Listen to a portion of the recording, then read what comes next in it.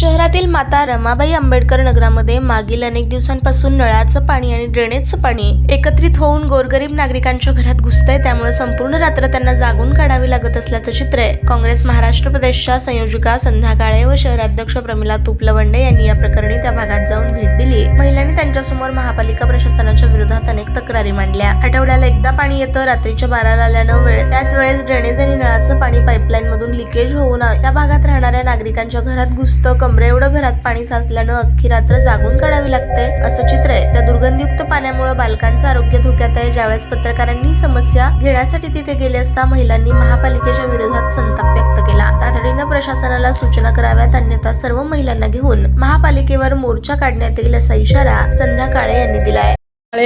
आज जवळजवळ म्हणजे हा एरिया होऊन जवळजवळ 25 वर्ष झालं, पण ज्या जो भाग आहे तो पूर्ण आमचे गरीब आणि दलित वस्ती राहते।